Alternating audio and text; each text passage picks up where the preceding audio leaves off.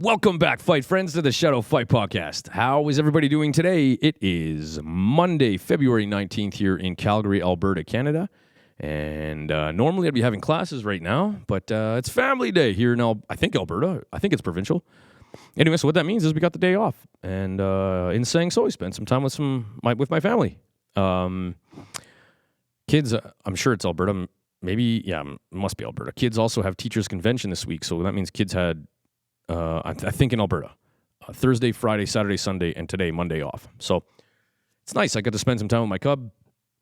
Excuse me. And, Thursday, Friday, he didn't have school and I didn't have to worry too much about work and that kind of thing. So we had some good uninterrupted fun.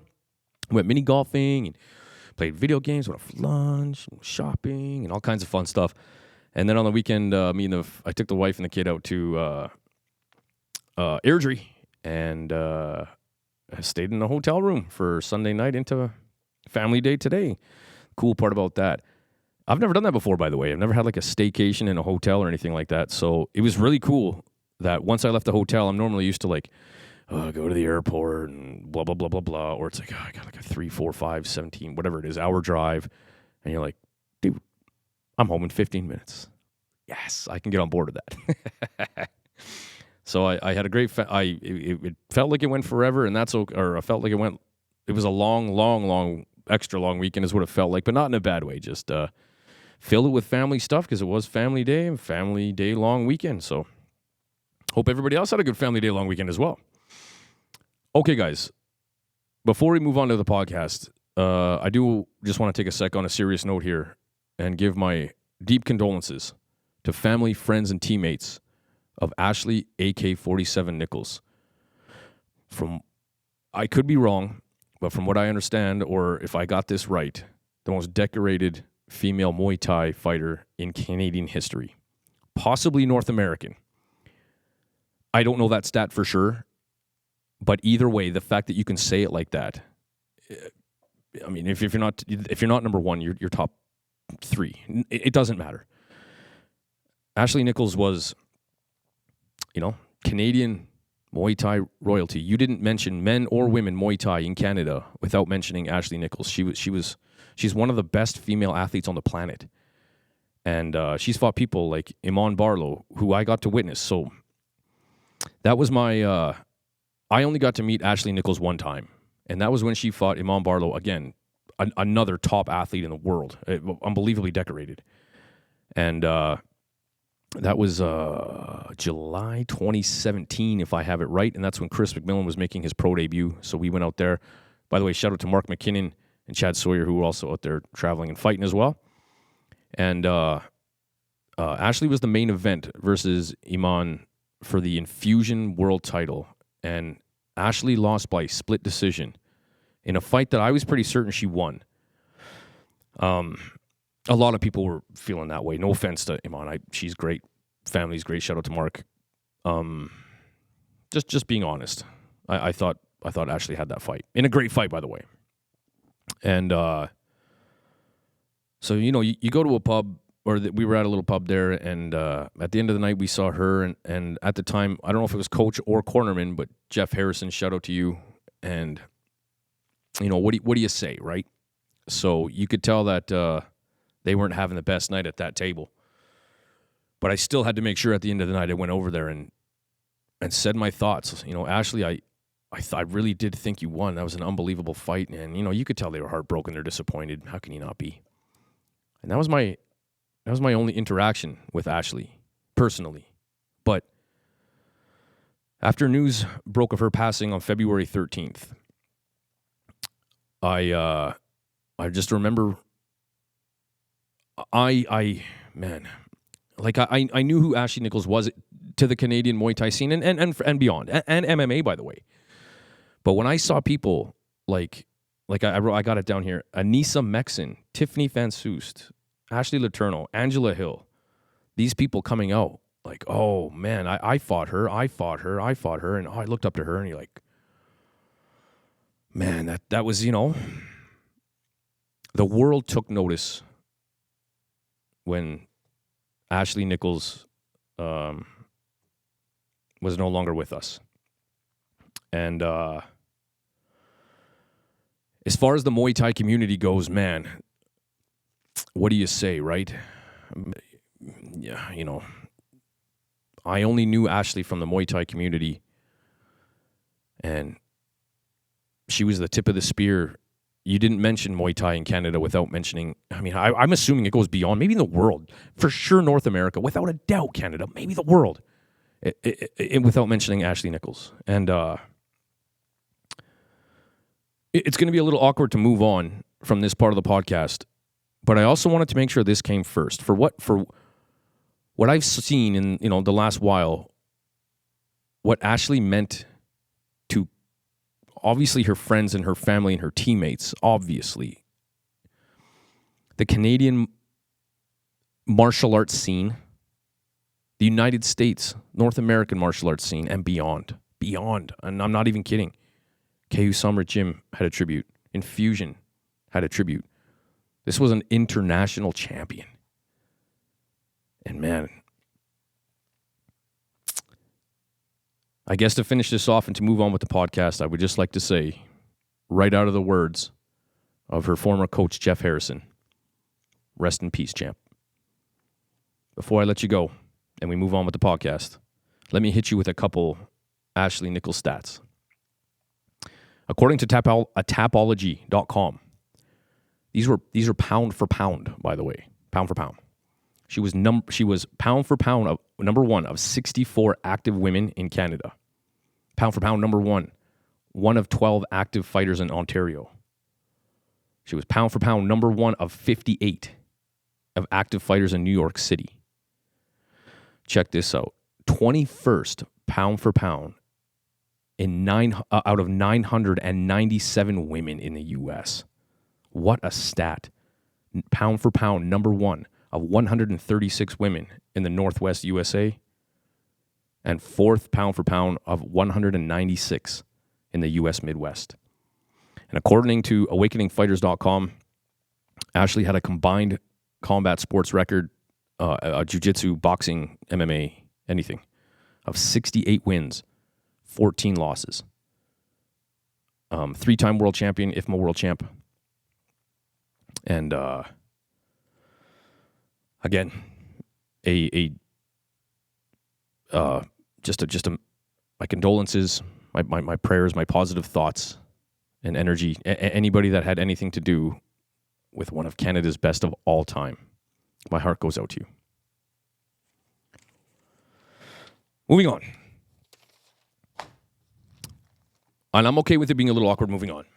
The least I could do is talk about Canadian martial arts royalty at the beginning of this podcast. It's the least I could do. Okay, moving forward. Today, we were going to break down both one championship shows that happened, or at least the highlights of them. The Mike Miles event, I wrote it down.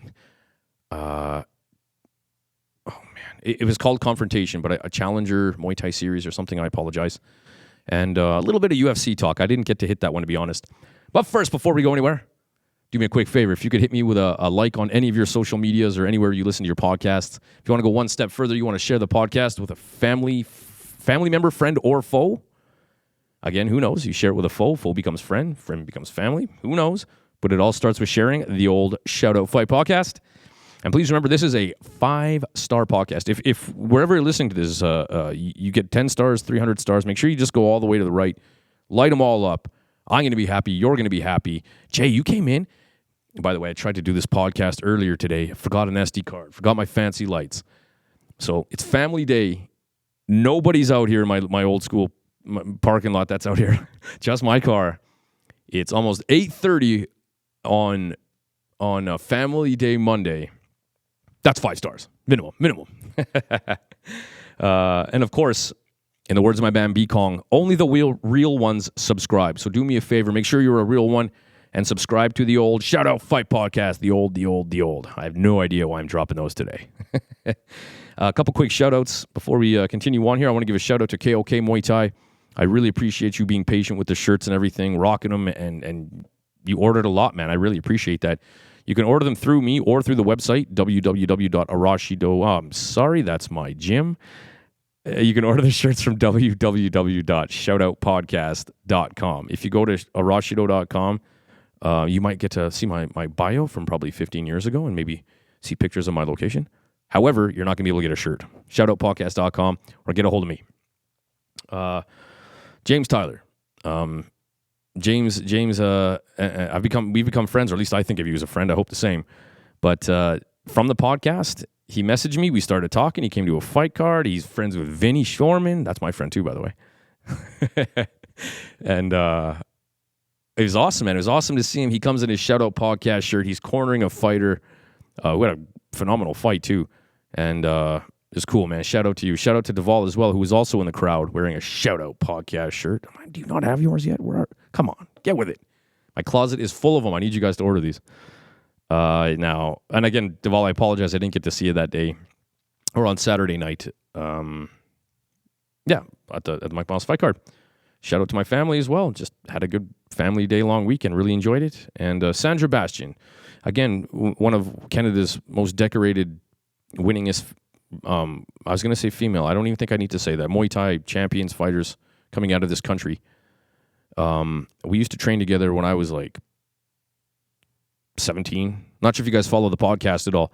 I'm sorry. Of course you follow the podcast. If you follow the Instagram, I posted a picture of me with some silly blonde hair from 130 years ago. And Sandra Bastian is also in that picture. So shout out to you, Sandra. It was good to see you. Fighty friends. Eric Thankachin from Silverback Martial Arts. Phil Lear. Dimitri C. Ram Villardo. We had a brief chat about him, and he was the main event out at Rise of the Warrior. Hoping to get a podcast with him. He's got a great story and what he does with his life outside, but with fighting and outside of fighting. I promise that's going to be a good one, so we're going to hook up soon. Taylor O., Alan Purvis, who fought at the Mike Miles fight card on the weekend, Rudy, Windsor Muay Thai, Grant G., my man Xander. For those on Facebook who have been maybe seeing my friend Xander, he's from Uganda, and like rural Uganda, from a very poor part of Uganda. And I've talked about him before. I'm trying to teach him online, and he's sharing videos and stuff, so love it, man. I love to see the drive and the passion and martial arts, baby. Love it.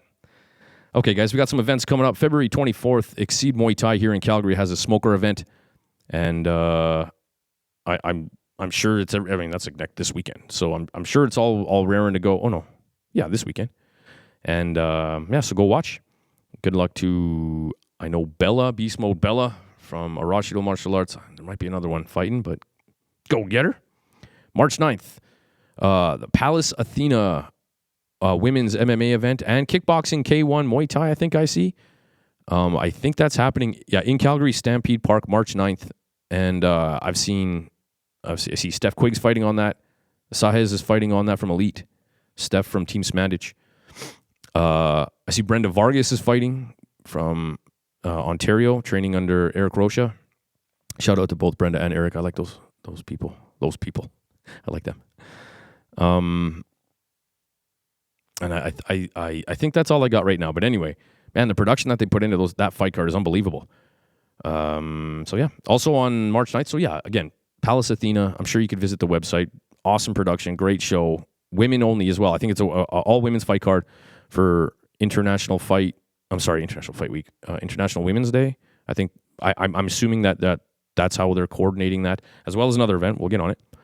So also March 9th, DMA/LFM/PFX. I believe that's 3 different gyms coming together, are holding a national kickboxing tournament. I believe again, DMA, LFM, PFX, National Kickboxing Tournament here in Calgary. And I think there's even just a QR code to sign up. I believe they have point fighting, like old school karate point fighting. I used to be good at that, by the way. Light kickboxing, medium kickboxing, and full contact. So if you're looking to put some boots to faces, get on it. Also, March 9th, United Strong Women's Muay Thai Gala out in Airdrie at the Airdrie Martial Arts Center. And I want to wish Kelly out of my gym good luck, training hard as always. And she's got a tough fight ahead of her, from somebody from Sandra's gym, by the way. But awesome. So there's 3 events on the same day. Yeah, way to go, fighting. And then we also have March 16th, Branded Fighting Championship down in Lethbridge. And I see a friend of the show, Kate Clements, will be the main event in that one versus Mexico. I know she tried that before, and we sponsored her for that fight, by the way, but her opponent got sick like very last minute. So either way, big fan of PFA, Progressive Fighting Academy down in Lethbridge. Kate, always happy to cheer her on. And March 23rd, Real Deal Promotions in Edmonton. And I still think they're looking for some matchups for that as well. So contact, I don't know if it's Jeet or Wolf House or Real Deal Promotions, to be honest. I think either one of those, you're probably going to be safe. Beyond that, upcoming, where am I at, the 23rd? I don't know. I mean, I do know about April 20th, the big Muay Thai World Cup, and of course we'll break that down. I'm hoping we'll talk to Kieran as always, but maybe some fighters as well. Okay. Let's move on, guys. So Saturday night. I know there was also the UFC that went on, and it was a big one. Volkanovski and I forget who the semi-main event was even. Anyway, who cares? Oh, yeah, it was Henry Cejudo. But anyway, I decided to take in some local Muay Thai at the Deerfoot Inn and Casino here in Calgary. And by the way, I will always choose Muay Thai over UFC. And so that was a no-brainer. Challenger Muay Thai Series, Confrontation. That's what it's called. And yeah, it was cool. So at Deerfoot Inn and Casino, what I used to consider my lowest point in my martial arts career of 377 years was I had a fight there in 2007 versus Darren Snell. Shout out to Darren. Out of Mike Miles. Shout out to Mike Miles. Where he had more wins than I even had fights. But I just decided, you know what? I want to fight in Calgary, and if this is how it's going to fucking go, then this is how it's going to fucking go. And I lost like 35 pounds because I just wanted to do it. And I put my opponent on a pedestal. And after I got dropped, I think round one, not bad, just a flash knockdown. But I did notice there was something wrong with my foot. And then in round two, I didn't know how to clinch, by the way. Thank you, Darren. That fight taught me to clinch. That fight changed my life. And anyway, I wasn't winning, but I remember kicking. I was doing fine. I started to get the feeling that, hey, man, this is just a dude. I could fight. We're fine. Who cares if I lose? Anyway, round two, I kicked him so hard in the knee. He half checked, leg kick, brilliant move. And I kicked him so hard in the knee that I broke my foot, and I knew immediately that it was damaged. The second I stepped down, it felt like I had like chicken wire wrapped around the top of my foot, and then right when I stepped down, somebody just tightened it as hard as I could. And I was in a lot of pain, man. I looked like I had 3/4 of a softball on the top of my foot. I booked a trip to Cancun a week after thinking it's just a fight. It's 3 rounds. What's the worst that's going to happen? Well, you end up in a cast going to fucking Mexico. But anyway. Anyway, the whole point of that story is I used to absolutely hate going into that room. Every time I thought of that room, I drove by that Deerfoot Inn and Casino. It made me angry. But I'm an old man now. Things are different. And so I was, it was fun to be in there and think of that, to be honest. I was in there thinking that, and you're just like, yeah, I don't feel that way anymore. I got so much more important shit in my life going on. Who cares if I broke my foot and lost a fight? Big deal. But anyway, at the time, it really was, the lowest of my low in martial arts. It's just fighting. Anyway, the Chrome Room, great night of fights, man. There's not a bad seat in the house. It's not the biggest venue. It's quite like private kind of. And you're in the casino. Like there's the casino and then there's the room. So you must go through the casino to get into this place. It's cool. And they have concerts and stuff there as well. So yeah, it was good. Not a bad seat in the house. And for the first time, I got to just be a fight fan. I bought a ticket and just kind of quietly went in and sat down, and it was awesome. I ran into so many people. David Rose, shout out to you. And Melissa, shout out to you as well. Stephanie Quigg, Jay Davis, James Tyler, friends from PFA in Lethbridge, Trish. There's a few more, but anyway, I deliberately, if I'm being honest with you, I don't like being a ticket I do. I like being a ticket holder, but I like being amongst the people. I like being part of the show, being in the back, talking to people. I like that. But I also just wanted to just put that away for a minute and sit down and watch some fights. And so I really got to do that. So I just want to give a shout out to the Olsen boys. So Logan Olsen, he fought first from PFA. And his brother, Hunter, I think he was fight number 7 right after the intermission. But I know of these fellas because of their dad. Their dad's an old school fighting legend from Canada, Junior Olsen. And one of the old school dudes, that I talked about quite a few podcasts ago when you talk about Gila Fantasy, Lyle Cheney, Gary Vig, all these kind of guys. And so because I was friends with Junior on Instagram and all that sort of stuff, I got to watch his kids grow up in high school and do all their athletic stuff. And so now I first time I ever got to actually watch them fight live. And man, I got to tell you, I'm a big fan of these fellas because now under Muay Thai rules, so they fought Muay Thai, full Muay Thai. Maybe it wasn't the most technical Muay Thai I've ever seen in my life. So what? No, that's no shade at you fellas at all. But what I did get was a couple guys who fucking love to fight. They were happy to be there. When the bell rang, there was no dancing around and let's feel each other out. Like, we're here to fight, man. And you could sort of see their opponents were a little taken back by round 1. Just like, holy shit, that was a storm. And, they just love getting into it. They love being scrappy. They want to fight. They want to spend some energy. They want to hit hard. They want to get hit hard. And they loved every minute of it, both of them. And I can get on board with that, man. The crowd they were with was fun, and they were just loving life. And I loved it, man. I'm a big fan of those fellas. I just loved their whole attitude about the fight game, and just in general. I was sitting behind them, Logan in the meantime, before his brother fought. So I just got to listen and be part of their crew, and they were so fun. So shout out to Logan and Hunter Olsen. Both of you boys won your fights that night. And just love the attitude, man. Love the scrappiness. And it was Hunter. I just said, hey, I love this shit. And you could really see it. So shout out to them. That was awesome. There was also, I'm just trying to think here. I think it was the main event. Jarek Section from Team Smandich versus Brandon. I'm sorry, but I don't have your name here. Shoot. I'm sorry, man. I'll give you a shout out. I promise, sir. I promise. Now, I'm going to be honest. I didn't get to watch this fight. My alarms went off at my gym, so my phone had a thing like, oh boy, got to run to the gym. Just the back door was open. So unfortunately, I missed the main event, but hey, nothing got stolen out of my gym, so I'm happy. I hear it was a close fight. Brandon won. Congratulations, man. He fought in the Muay Thai World Cup. So he's like, at least that I know of, coming out to Alberta, 2-0 from Winnipeg Kickboxing, Muay Thai, by the way.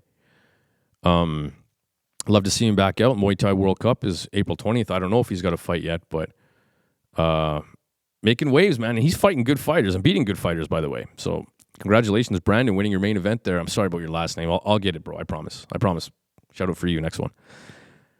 There was also Garrett South from Mike Biles, who fought, I can't remember his name, but somebody from the Knowlesy Academy, home of Jonathan Haggerty, who we'll be talking about.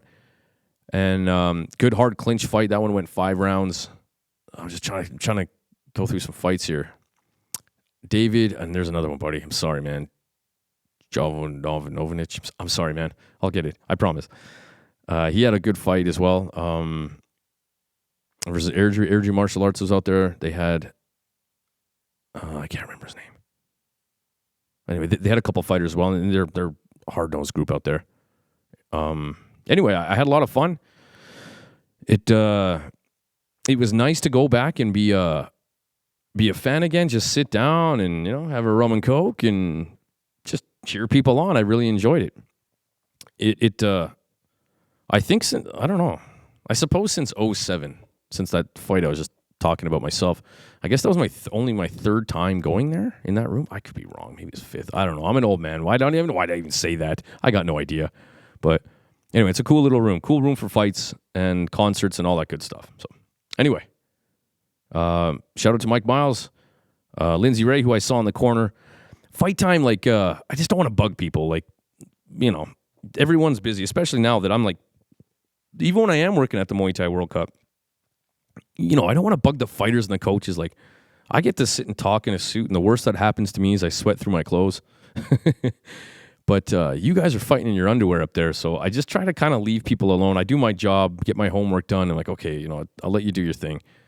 Because I recall coaching, when I was coaching and fighting, not that I had an incredible amount of fights, but I coached a lot, trained a lot, and I flipping hated when people would interrupt you and, you're on the job. We got shit to do here, right? So it drove me crazy. So I just kind of think of myself in that position. So when I go to be a fight fan, I think of the same thing. Just, hey, I'm just here to be a fan. I'm not here to interrupt anybody, get pictures. Just good luck, and I can't wait to be part of it. So anyway, great fight card. On the same night, there was also the UFC, but I don't really have much to talk about. I see that Volkanovski got knocked out, and all I can see is the sequence. That's the only thing I really care about. Like, I'm seeing all these funny stats. Well, that one was pretty crazy. Like, champions 35 and over, or is it fighters? Fighters or champions, 35 years and over, under the 170-pound division, are 1 win and 22 losses. So it wasn't looking good for Volkanovski. But, man, he was really going backwards and kind of lifting his chin or trying to lean out of the way. And Topuria, beautiful combination, slip his head to the outside of the lead hand, throw a body hook, so for those who can't see me, just good luck. You kind of slip to the outside of the jab hand, orthodox versus orthodox, close the distance quick, throw a right body hook while you keep your weight and your position on the outside of the jab hand, and then come back inside over top with a left hook. So it's kind of hard to see because if you think of it, if it's happening to you, right, you're right-handed, so left leg forward versus the same guy, and he drifts to your left, and he starts coming close. So think of like having somebody by, just your left arm. It would be just in general, their whole body's by your left arm. Well, there's not much going on the right side of your body. So while you see a body, and again, this is all in a split second, on your left side of your body, you eat a right body hook to get that attention even more, but then you don't see the left hook coming from the other side because he's kind of at a 45-degree angle, and then crushed him with a right hand and knocked out Volkanovski out cold. 2 in a row now. First was the head kick from Makhachev, and then this one here. So it makes you kind of wonder, like, should he have gone to back-to-back fights so fast? Who knows? Probably not, but who the hell am I to say? I'm not his doctor. I've never even talked to the guy one time face-to-face, so it's just easy to say those kinds of things. But also, good job to... I thought the body position of Topuria was perfect. I wonder if that was the game plan, and very smart. So nothing against... Might have had nothing to do with Volkanovski being knocked out, or he wasn't the same, or he was sick. Why take that away from Topuria? Maybe it was him. Maybe it was him that came out and did his job. So awesome. And then other than that, I see Murav Devishvili beats Henry Cejudo, and the only thing that's embarrassing is Henry Cejudo was such a dominant champion, and Murav puts him on his shoulder like a kid and carries him across the cage, and you can see Cejudo fighting like a kid. I don't want to go to bed. I shouldn't laugh or make fun of the guy, but it was pretty embarrassing, man. And so that's it. That's it for Henry Cejudo. But what do you call that? Objectively, arguably, the greatest combat sports athlete of all time. Who knows? But anyway, so there was your UFC talk. All I really care about was the Volkanovski fight. I didn't see that coming, man. I really thought he was going to starch him, but other way around. Okay, moving on. We have one fight night number 17 on Prime.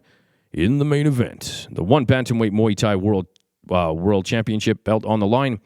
Defending his title, Jonathan Haggerty, 27 years old. Happy birthday, by the way. It was his birthday yesterday. 5'7", 23 wins, 4 losses, 16 KOs, 7-2 in one championship. Only 2 losses to Rodtang. And Felipe Lobo, I don't have too much, but from Brazil, 30 years old, 22-8, and he's 2-2 in one championship. So, watching this fight initially, I was at home by this time, and I remember, well, obviously what I remember is Lobo putting hands on Haggerty, and then Haggerty gets hit in the body, and you can see those abs just tense right up. And then he gets cracked in the neck, side of the head, whatever, and he's sitting on the rope taking an 8 count. And I just remember thinking like it's one of those ones where like you stop hearing things. You're so focused that instead of being like, oh my God, you're the opposite. You're more like, oh my God. Like golfing, like this is really gonna happen. This is really happening. like you just get so like pull everything down. Is this really gonna happen? And man, that's how excited I get. I don't know about you, but that's how excited I get. And then Haggerty comes back with a vengeance. Round 2, man, that might be the round of the year, and it's only February. That was, but actually there was another fight earlier we can talk about round of the year. But anyway, so Haggerty just unloads round 2. Both these guys did, and then finally the end of round 3. I think it was round 2 as well. Haggerty drops Lobo, and then round 3 launches a right hand missile, and that's it. Fight's over. Like, holy cow! And champions always find a way to win. Boom. That's it. I know Haggerty wasn't impressed with his performance. I got, and he got more lumped up than we're used to seeing. But hey, they can't all be valedictorians, and sometimes that's just the way it goes. Now, I decided, because again, I'm such a fight fan, let's rewatch this fight with the sound off. So a couple things I noticed. So right away in round 1, and I did notice this live in the fight, Jonathan Haggerty seems to be tagging the legs of Lobo. Like he's really going after them. And I wonder if I would say that Lobo, at least with the concussive snap in his punches, is probably above average. So maybe knowing he's going to be punch heavy, I wonder if that was the game plan. Let's attack those legs because he's going to be planted. He's going to be long in his stance, trying to wing some hands. So let's rip apart those legs. So, and I did notice that, and that is what happened in round 1. Lobo quite long stance and looking to throw those hands. And I'll tell you what, man, he can hit to the body. Holy cow! He throughout the whole fight maybe 7 or 8 times. Right body hook, left body hook, bang, bang, really hard. By the way, shout out to Chris McMillan, who set up a head kick KO using that combination as well, versus Kyle Nelson out in Halifax. So that was pretty impressive. And then it happened again, right? Let me see here. So then I just wrote a couple things down. So round 2, you could see in between rounds, Lobo's corner, they're begging for that left body hook, especially after dropping Haggerty, hurting him to the body and then clipping him in the side of the head, neck, ear kind of thing. And so anyway, so round 2, you can see their corner. Hey, man, get down to that body. But Haggerty now knows he's down 1 round, 5-round fight, because it's a title fight. And he's all over Lobo like flies on shit. Like, he's giving him no space. And I thought that, and I don't even know if it was a good idea, to be honest, but I started picking up, and again, only when the volume's off and I get to rewatch it, not so excited, that Haggerty was trying to time Lobo's left body hook with his left head hook. I don't know. That seems like a bit of a lottery to me, like, especially when you've already been hurt to the body, and in more fights than just that one as well. So, but you could see that he was trying that anyway, and then again, round 2, these guys were just trading stiff jabs. Like, they were both eating them. And then you could see Haggerty, he's a champ for a reason. Faking the jab, fake the jab, try to get a reaction or try to launch into his straight right. And he gets a lot of distance with his right hand, overhand right and straight right.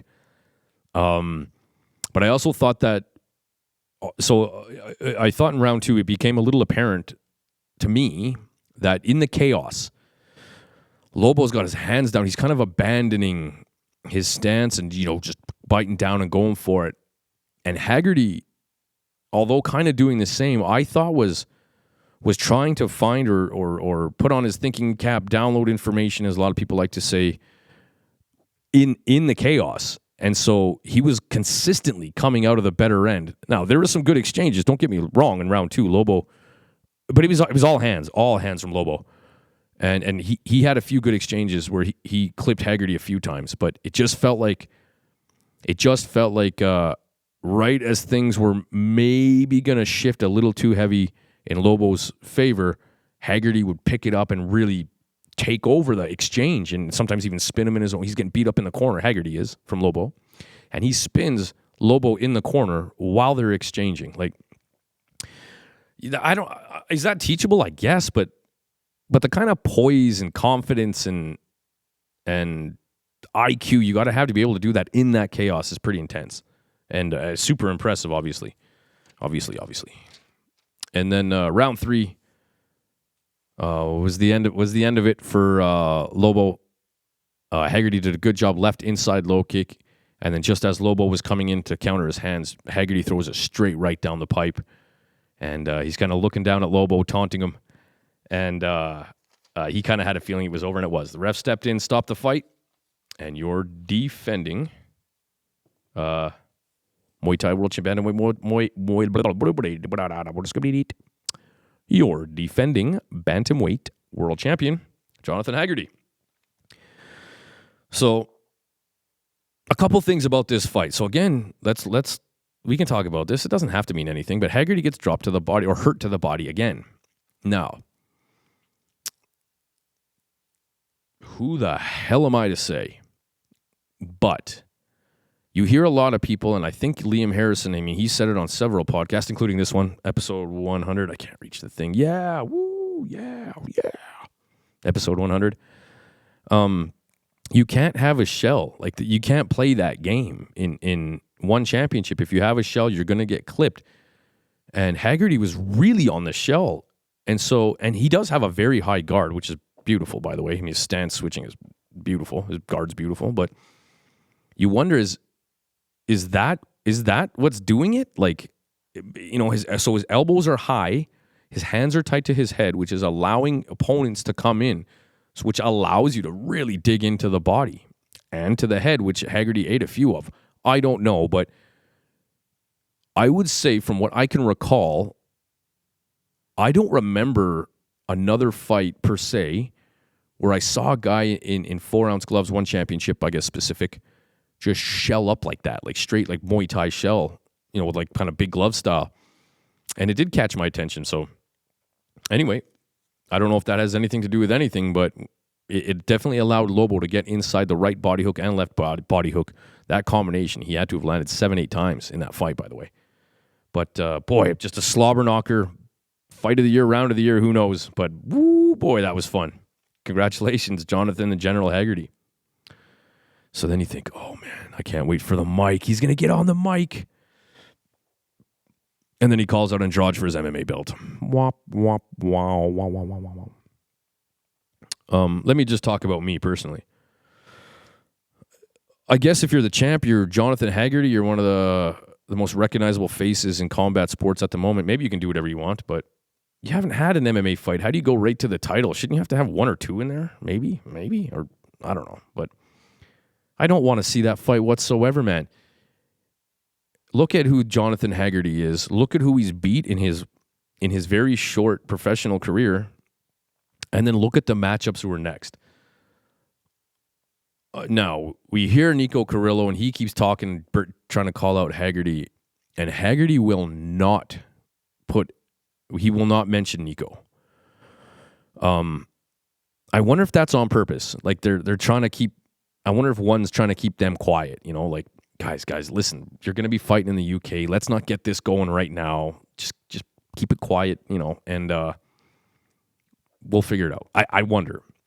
Because on the same note, too, you hear Liam Harrison's like, he wants to fight Sexan or he's going to retire. And you just don't, the only mention you hear of it is Liam. But I wonder if it's the same situation, like, almost like they're playing possum here. Like, Liam keeps saying, hey, man, I'm just going to retire. So we're all worried. No, don't do it. And, I wonder if he's just kind of fishing a little bit. And then all of a sudden, bang, we see it. Oh, it's happening. Oh, they did it. Can only hope. Listen to me going WWE style here with one championship, eh? But anyway, so Haggerty calls it Andrade for the MMA belt. I don't want to see it. I don't care whatsoever. When you have things like Akimoto, right? I can't remember his first name. Hiro? Akimoto, a former kickboxing champ, and I think that'd be a great fight. Kickboxing title versus Jonathan Haggerty. Now, Akimoto lost it from Pet Tatong, I believe Pat Fergus, who's on a suspension which is hilarious, but whatever. So then I guess that was vacant. Yes. So then Andrade and Haggerty fought for the vacant belt. So there you go. Anyway, so I'd love to see Akimoto fight Jonathan Haggerty kickboxing. I think that'd be a great fight. There's also Superlek. You can see that there's rumblings there. It sounds like Chatri and Superlek will really want to crack at another crack at Jonathan Haggerty. Haggerty has been stopped in the past. Was that 2017 or 2018? He was stopped by Superlek.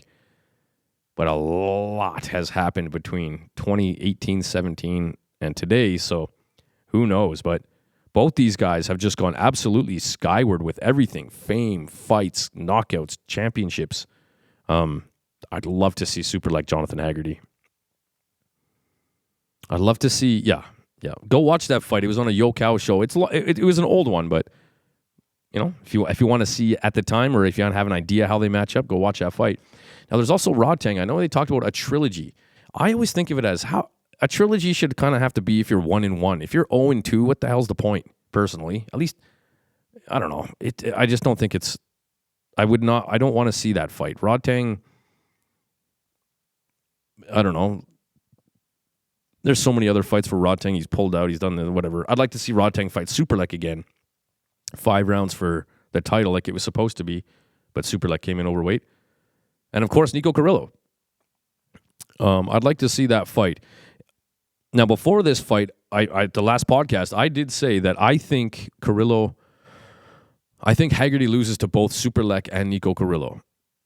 But I said that I was less confident in Haggerty losing to Carrillo than I was Superlek. Because I do find, from what I've seen, that Nico Carrillo is a little bit lumbering. He's a big dude. He's coming to get you. And Haggerty's, I think last time or last podcast was talking about the merengue. He's just going to dance around everywhere. But if you're going to shell up the way he did, at least on the weekend, maybe, I don't know if that was the game plan. It doesn't matter. As they say, you're only as good as your last fight. So when you take the last fight and you put Nico Carrillo in there, I'm more confident that Nico Carrillo wins. Not all the way, not like Superlek still, but a little bit more. So either way, I'd love to see that. So I'd love to see Haggerty fight Akimoto for the kickboxing title, Superlek for his Muay Thai World title. I have no interest in Rodtang rematch at this point, or Nico Carrillo, and not Andrade for MMA. Don't go to MMA. I'm not going to support it. I refuse to watch it. No, I'm just kidding. I'm sure I will, but don't. I get it from his point of view. You get to see you're a 3-sport world champion, maybe the first ever. Or is Stamp there? Maybe it's Stamp. I can't remember. Might be Stamp.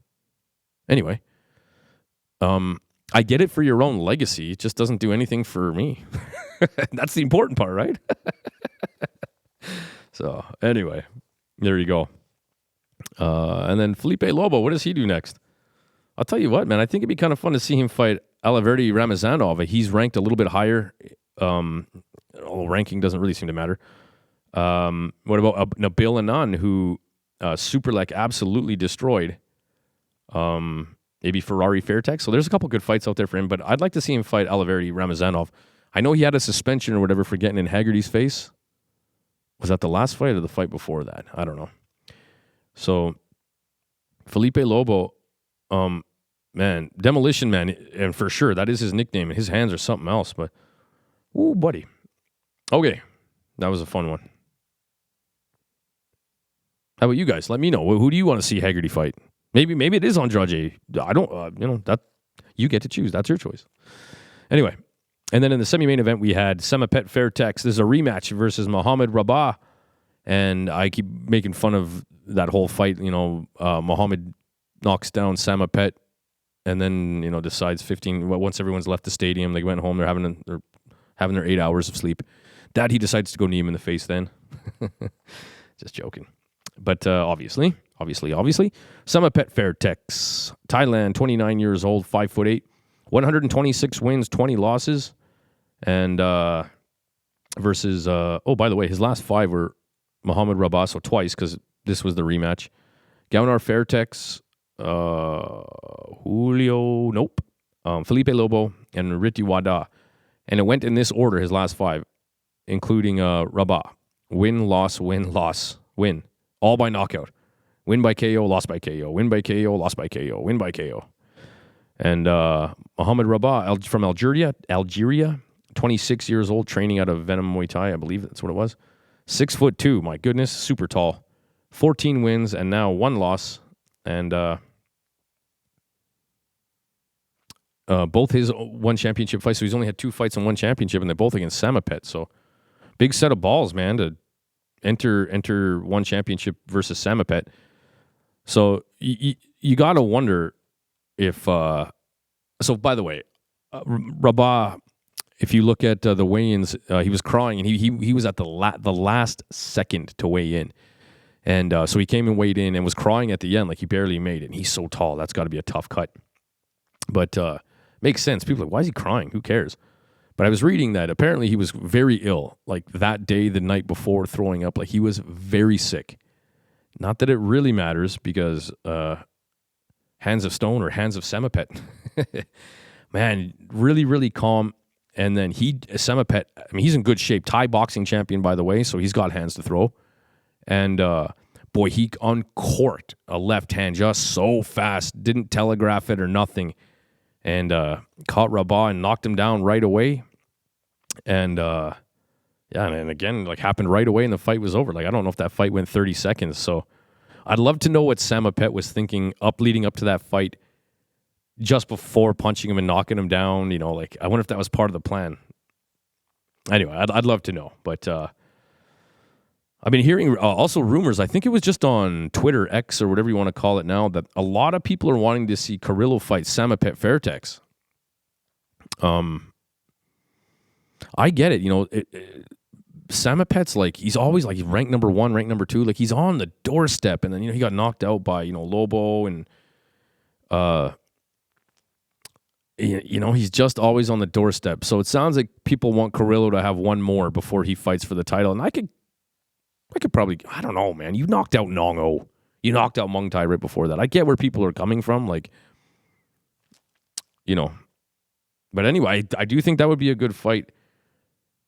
I just don't know who's going to stop Carrillo at the moment. Unbelievable. And I also feel like, I don't know, not that Samapet's a gatekeeper. Like, that's usually, it's like calling somebody a journeyman. Nobody wants those terms as fighters. But, like, it feels like Samapet is a gatekeeper in the true sense of it. Like, if you can get past Samapet, well, look at Lobo, Felipe Lobo. He got past Samapet. He got to fight for the world title. Did I write down his last few? So I don't know if he had a fight or so in between there. Let me see. Gaunar, Super Boss, that's the wrong guy. Wrong Lobo. I don't know. Who cares? But anyway, you get the idea. So, I mean, and Samapet is very good. I think he might be ranked, I don't know. I'm sure it's top 3, but it sort of feels like he's, again, a true respectful gatekeeper. You know, if you can get past Samapet, you're in title contention. Anyway, good to see Samapet win that one. And we had an MMA fight, Danny Williams versus Lito Adiwang. We've talked about Danny Williams before, Mini T. He fights kickboxing, Muay Thai, MMA, and he's fighting the best of the divisions as well. And man, listen, he's a barn cat, man. He's a scrappy. He wants a good fight. He gets lumped up. He never quits, but I got to tell you, man, that guy takes some hard-ass fights and doesn't think anything of them. It's pretty darn impressive. Sorry, guys. I tell you what, I wrote some stuff down. I ripped some papers out. And what a mess. What a mess. Just making sure I get everything here, guys. Sorry. So, yeah, Lito Adiwang comes away with that one. Great fight.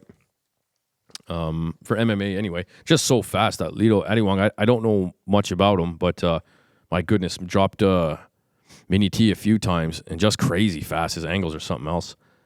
And then we had lethal Liam Nolan from the UK, training at a Knowlesy Academy, 26 years old, 6'2", 22 wins, 8 losses, and he's 4 wins, 3 losses, and 1 championship.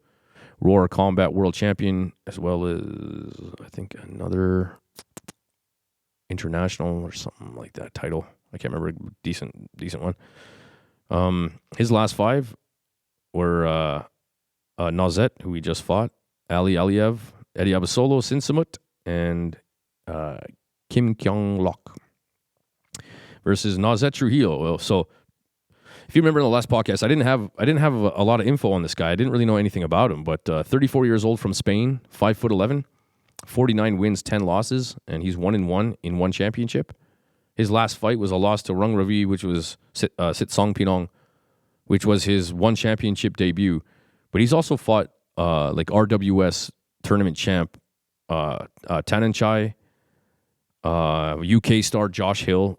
You know, like he's not new to fighting the top of the top.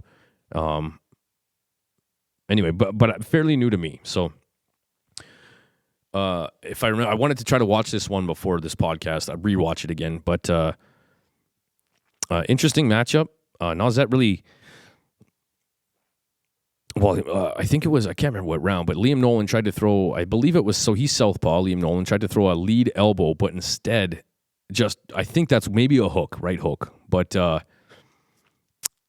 either way, Nazet did a good job of timing, stepping inside to a drop elbow and just crushed him on the nose. I think broke it.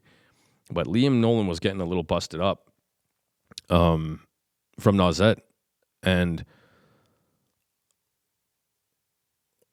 I'm trying. I don't want to be that. I'm trying not to be a dick.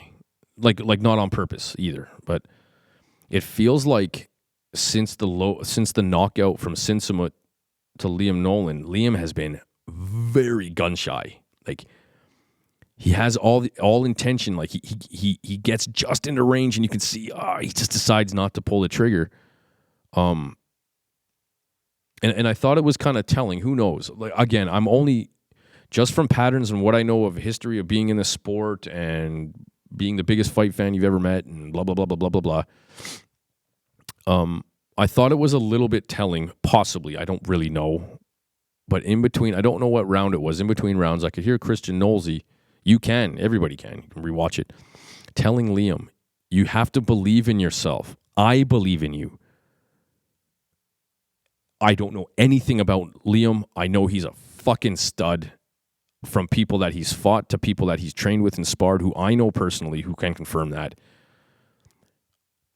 But it just sounds like when that's your hurdle, like the mental part of fighting, you know, belief in yourself and extreme confidence in yourself, and that's a freaking big hurdle. You know, it can obviously be overcome. Liam isn't a world champion and doesn't get to one championship because he doesn't believe in himself, but I just feel like it's one of those things where if you don't have to worry about them, I'm as rough as you could make this, as basic as you could make this.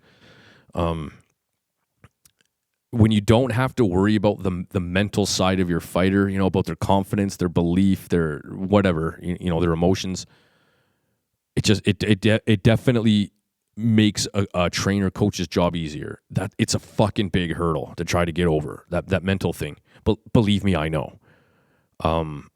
As I've mentioned so many times in the past in the podcast, I didn't have it, and I knew that when I was younger. It takes to be a fighter. I'm plenty tough. I don't know. I'm a lover, not a fighter, but you know what I mean. I'm plenty tough. I'm whatever. I've been doing this a long time, but the it thing, and the mental part, it's a big hurdle. You can get over it, and you know it takes a lot of work.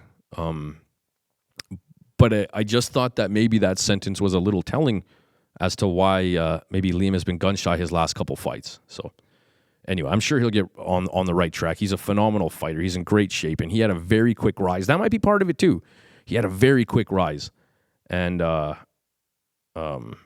knows, man? But definitely. Always wanting to see him back. He's a great fighter. I love watching him hit pads. His left kick is something else. Now you think of Nazet Trujillo, what's next for him? Maybe he should fight Sinsamut. You know, that makes the most sense to me. But we'll see what happens. Maybe somebody like Abasolo or you know, Luke the Chef, that kind of thing. Sorry, guys, got to hang now. But anyway, speaking of which, very next fight, Luke Lisi. The Chef, 27 years old, 6'2", 7-1 as a pro now, TBA champion because I saw him. Triumph Muay Thai champ. I'm sure there's some more in there. I just couldn't find any info. Versus Eddie Abasolo, 37 years old, 5'10", 14 wins, 6 losses. And he's 1-3 in one championship. And, WBC Nai Kanomtom champ, WBC champ, WMC champ, and triumphant Muay Thai World Champion. So silky smooth, Eddie Abasolo. Man, he's got such a crazy style. It's so elusive. It's so different. It's so... You think of it as like... And he's got so many highlights too, man. Like there's one where... Orthodox versus Orthodox. He uses his back leg to sweep the guy's left leg. And as he's off balance, he goes from using his right leg coming forward, putting it back to his stance, and then spinning the other way with a back spinning elbow and just making Buddy look terrible. Like he mangled him, took an 8 count, if not knocked him out. All the videos you see of that, it never goes far enough to see the result. But man, he's like all the tricks, you know, like his toolbox is unbelievable. He can just do it all. He's so evasive. And Luke Lisi, I thought very similar, to be honest, like kind of a similar style. And I wanted to see this fight. This was a big fight for American Muay Thai. And I agree, it was. Is this the first American versus American fight on one championship outside of North America? Like, I think that's great. And I tried to say that. I think it's a great matchup. It's very interesting. I think it's an interesting time in both guys' careers that this match happens. And, you know, I mentioned it lots, and whether it was Instagram or Twitter, man, people were shitting all over it. Oh, these guys are disgusting. This is going to be a disgusting fight. Like, okay, they don't have the foot tap down and the swagger and everything, but, you know, to say it's going to be disgusting is ridiculous. So, anyway, I watched that fight at the gym. The sound was off because there's people all over. I was going to take video. Everybody was piled around the TV watching, and I couldn't really hear. And, of course, people are talking to you and all that. So, in saying that, I thought Eddie Abasolo won. I thought Luke wasn't busy enough. Like, there was long stretches there where I was wondering if he was hurt. Like, what happened? Like, why aren't you firing back? And you consistently hear the commentators of one championship. Shout out to Gianni Suba, by the way. I really like him as a commentator. You know, they're consistently saying you got to show excellence. You have to show you want to win. You got to show aggression and all that kind of thing, right? So just kind of thinking of that, I kind of assumed Eddie Abasolo would win, but good fight, man. Good fight by both guys. Congratulations to both fellas. It was a great fight. And that's really what you want to put on display, right? For the masses who are, excited for an American Muay Thai matchup on one championship, or those, you know, bashing you. I thought it was great. You do wonder, though, with Eddie Abasolo, with that such elusive style, relying on your timing, your head movement, and reaction, like at 37 years old, that's got to go away. I don't want to say soon, but you'd think it's got to, man. Like, in my opinion, coming from a 400-year-old man, 41 really, but like that's the shit that leaves first. You know, your reaction time, and man, it's still on point. But I would imagine that with that kind of a style, once it leaves, I would imagine that's probably going to be it. But in the meantime, man, it is not left. He looks great, and congratulations to both fellas. Where do they go from here? I'll tell you what. The way Luke fights so far, that's not right. He had a hell of a fight with Joe, but when you think of a lot of the Iranian fighters, maybe Uzbekistan and Russia, like the Eastern European fighters as well, they're not going to let you play that dance. They're coming for you, and I'd like to see Luke have a matchup against someone like that, just to see how he can do with that sort of relentless aggression, power punching. You know, it's not typical, but you know what I mean. Like, it tends to go with Eastern European style of fighters. So I'd like to see him match up against someone like that. Eddie Abasolo, I don't know, man. Like, the guy's got some phenomenal wins across the world. He beat David Penempede down in Mexico. Champ. Like, at 37, I don't know. I'm not saying he should be done, but I just like I don't know where he would go from here. But either way, Luke's 27 years old. You know, he's not the youngest cat out there either. So anyway, either way, that was a great fight for American Muay Thai. Good, entertaining fight. I said it might look like breakdancing or something out there. Like these guys are going to be whiffing like crazy, but it was a hell of a fight. And then to open the show, we had the return of Tong Poon, who lost his fight. He got dropped or knocked out to Ellis Barboza, who maybe got suspended for getting caught with something naughty. But Tong Poon did say, man, I didn't understand how he could keep the energy. And if anything, he kept pouring it on. I didn't understand. And kind of referring maybe to a little something. What else do I got written down here, guys? Sorry. Yes. And then, by the way, fun little fact: Friday, if you watched the Friday was a double Lobo main event.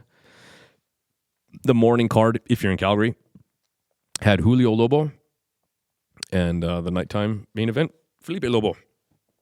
Both from Brazil. I'm pretty sure not related, but anyway, in the main event, Kulabdam, Left Meteorite, great nickname. 25 years old, 5'8". 70 wins, 25 losses, 5 draws, and he's 7-3 in one championship. He in 2018 and 19 won the Lumpini Championship as well as Thailand Championship. He fought Tyson Harrison. I got a little star here. So if you remember, Tyson Harrison's a big Australian fella, and he Kulabdam hit him, and all of a sudden Tyson just stops kind of fighting, like he's doing nothing, and it's like something had to have happened. And then in between rounds 1 and 2, he's gone. He leaves the ring, and Kulabdam's the winner. Tyson couldn't answer the bell, and he's not standing in the ring. So you think, man, something, and his face was really swelling too. So you think, oh my God, something bad happened. And it did. Tyson says right after on his Instagram, the first punch he took in the gut, he shit himself. Oh man, on like international TV. So how terrible. Like, but what do you do? Like, you can't fight, man. Like, listen, if I had to fight you and you had shit running down your leg, you can win by TKO, bro. We're not going there. He's fought Muay Thai 4 times, Tawan Chai 3 times in a row, lost all 3 by decision. He lost by, he fought Nung Lung Lek, who I really like quite a few times, Samapet, and Seksan he beat. Against Julio Lobo at a Phuket Fight Club, you see him quite a bit on those videos. 29 years old from Brazil, 5'11", 58 wins, 26 losses with 31 knockouts. And in 2021, he became the Omnoy Stadium champion. In 2018, the Toyota Marathon champ. And he's fought Gaunar, who he knocked out, Superball, Sajjad Satari, who we'll talk about in a sec. He's fought Shadow Sigma Win, or maybe he's got a new name now, 4 times. Savas Michael, Pakorn, and Sanchai. So, yeah, Julio Lobo takes hard fights, like the hardest fights. I mean, he's main eventing one championship, so he's where he should be. But definitely when you're 58 wins, 26 losses, you have a mixed record, and it's fine. Nobody cares in Muay Thai. And you know, when you look at Kulabdam 70 and 25, I mean, not so much better, but oh man, Kulabdam was just all over Lobo, and round 1. Knocked him down. I believe it was punches as well. Oh, man. Yeah. What am I thinking? I was thinking that too. Like, was it? I can't remember if it was a body cross. I'm sure it was, or just his overhand left. But his left hand was in left meteorite, man. He was really throwing it. And it caught Lobo, took a knockdown, got up a little wobbly, and then hit the deck again. Fight was over. So, Kulabdam wins. And I know. I also hear people talk about they want Kulabdam to fight somebody. Maybe that sort of little fighter's square that we were just talking about there. But, yeah, Kulabdam's a bad man, and there's so many good fights out there for him. All right, and then another mentionable that we had was Kaukalai. And Kaukalai versus Chalawan. So, who are these people? I don't really know either. I'm going to be real. On this fight card, I really only recognized, for the most part, Kulabdam, his opponent Lobo, and Shadow Sigma Win, who made his debut from the RWS. So he was the champ, not this season that just went, but the one before that. And well, let's talk about it real quick. So he made his debut over at one championship, and he lost. There's clearly an adjustment that has to happen. Sajjad Satari, same thing, RWS over to one championship, and they look awkward. There's clearly an adjustment to the rule set and then the 4-ounce gloves. And anyway, so Shadow did not win that fight. I think he got dropped even. He definitely did once or twice, but came back, tried to fight hard to win, but ended up losing a decision. And the only thing I called him he was one of the apex predators of RWS, and I just didn't want him, like, everybody was excited to see him go to one championship, and me too, but I don't want him to get lost in the shuffle. I liked that there was a couple, kings of RWS that they really put on a pedestal there. So I didn't, and I don't want him to get lost in the shuffle of one championship, man. There's cards every week. There's a lot of fighters. It's when you have week after week of fight, it might be easy to be forgotten unless you're standing standing out with someone like Haggerty, right? Or Carrillo or whatever. Anyway, you guys have to watch this fight. It's these fights right here that I'm just going to say that if you claim to be a fight fan, how the hell are you not watching these fights on Friday morning? At least in Calgary where I'm at. Like, oh, I can't, I'm at work. Well, you can watch them later. Like, you can just watch them on YouTube. It's the highest production. It's live. It's every Friday. Anyway, Kaukulai versus Chalawan. Kaukulai from Thailand, 25 years old, 5'3", 39 wins, 16 losses, and he's 2-3 in one championship. His second or third time fighting Chalawan now. And Chalawan, 30 years old, 5'6", 109 wins, 27 losses in one championship. So I'm trying to remember. Okay, so Kaukulai, short, stocky dude, man. I can't remember. Somebody's won twice or something. This is their third fight. And Kaukulai was all over Chalawan. I think it was round 1 and 2. Drops Chalawan twice. And like Chalawan's doing a good job. He's orthodox of trying to like move his head with way more than you're sort of used to seeing, because he was put in the corner and Kaukulai was all over him. And you can see that the game plan looks to be sort of slip or dodge the jab to the right and try to fire a right hand after. Move your head to the right, fire right hand coming back. And then he got clipped and dropped twice. And I mean, there was one that looked like he got shot, and funny enough, he just gets right back up. It was amazing.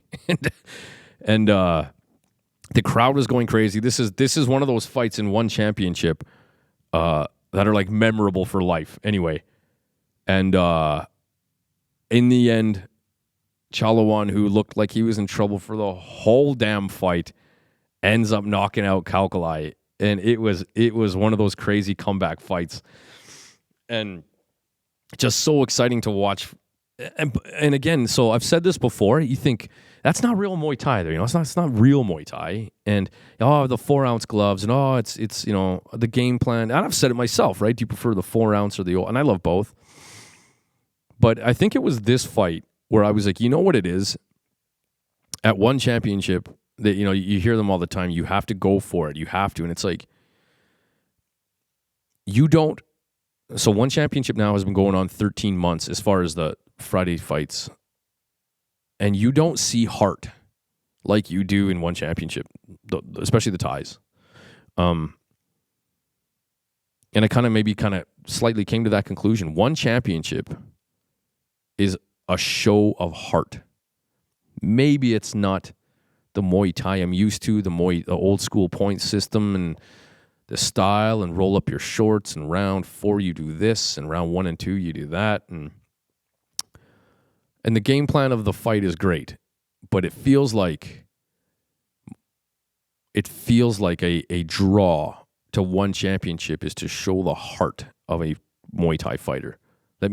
I'm not saying that's healthy, by the way. Like I'm not saying it's a good idea, but that's how I feel after watching that. Like, the heart that you see from these fighters that go through that kind of fight is unmatched. It's unmatched. And as a fight fan, I love it. As a martial artist, I love it. As even sometimes as a man looking for inspiration, heart in yourself. Sometimes these are a reminder, Jesus. Go watch that fight. Kauklai. Kauklai. And Cha, Chalawan. Chalawan. Go watch it. It's so fun. Other than that, guys, I'm trying to make these things 15 minutes, man. It's like 9:30 p.m. here on Monday on Family Day, and I'm about an hour more than I was. I'll tell you what I'm trying to do here. I'm trying to shorten these things to like a quick bing, bow, bow, bow, bow, bow, and then kind of, I don't know what that's supposed to mean, but an update, a recap, here's what's coming up. And then having the long form like this for like guests. But I don't know, you tell me. You want me to shorten these and just kind of talk about one event at a time, or I don't know. You tell me. You're the ones listening to this. Anyway, a little water cooler talk before we're out of here. Sajjad Satari back to the RWS. So he left, and I talked about him on a podcast where I actually got to talk to him, and where he lost his title, so stadium champ,